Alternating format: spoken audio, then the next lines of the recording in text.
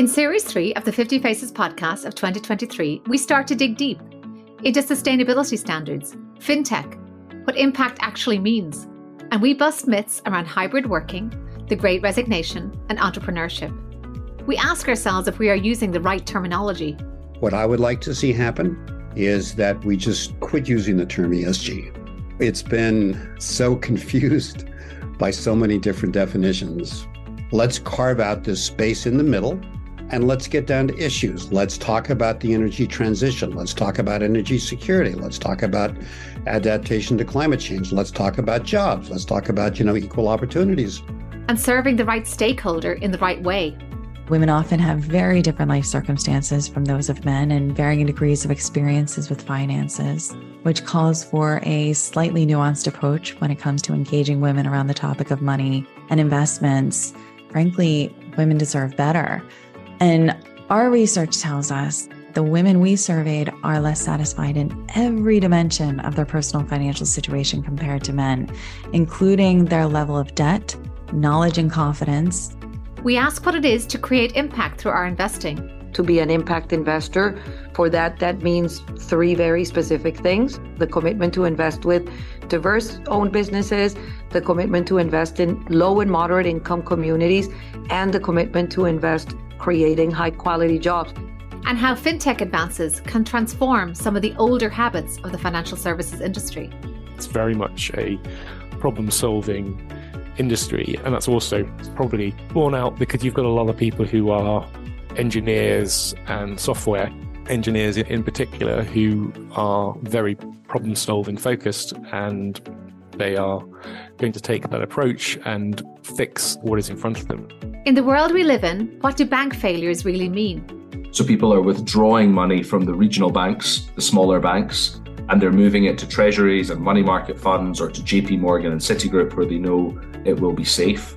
But the closer the money moves to the center, the less monetary energy or velocity it has, and that reduces the risk-taking capacity of the financial system as a whole. And then we extend beyond the investment universe to ask how we will start to think differently about privacy.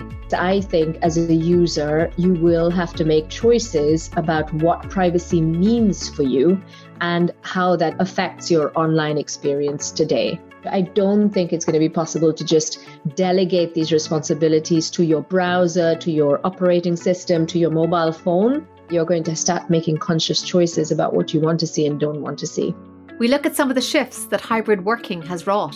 It's made some senior people stickier, right? Because I'm not commuting every single day in and out of the city, an hour and a half each way, 5 days a week. My work-life balance is actually better.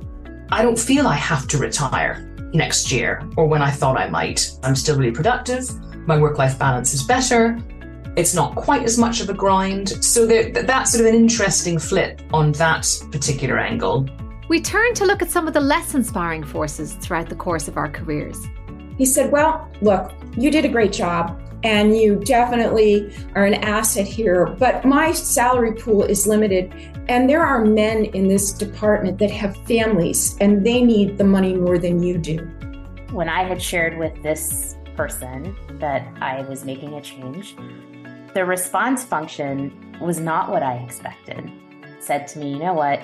You've always been an honest worker. I'll give you that, but you're never going to make it in this industry. I just don't think you have the talent or the ability. And I was absolutely crushed. And ask how best to react to this. I just think not quitting is really important. And I just think it's really important in terms of advancing your own goals. You're not going to get there if you quit. That's for sure. And so I just think staying in it. Often, these forces can galvanize us to work harder and make a difference of our own. I came upon this quote yesterday, and it really resonated with me. And it said, behind every strong person, there's a story that gave them no choice. Reflecting on the next generation, we look at the impact of early STEM training and hear from one college freshman who is taking things into her own hands with Girls Who VC. Think about what are you bringing to the table that's unique, and you can be a college student, you can be a high school student and have something unique that you're bringing to the table that nobody else is. That's not an indication of experience or age or anything. So tune in every Tuesday where we'll release a new episode of the series. You can find us on Apple Podcasts, Spotify, or wherever you get your podcasts. Series 3 is kindly supported by Eagle Point Credit Management. Eagle Point Credit Management is a specialist investment manager principally focused on income-oriented credit investments in niche and inefficient markets. Founded by Thomas Majewski in partnership with Stone Point Capital in 2012, Eagle Point currently manages over $7.8 billion in AUM. Investment strategies pursued by the firm include collateralized loan obligations, CLOs, portfolio debt securities, and other opportunities across the credit universe. Currently, Eagle Point is the largest investor in CLO equity in the world and one of the largest non-bank lenders focused on providing financing solutions to credit funds. You can learn more about Eagle Point at eaglepointcredit.com.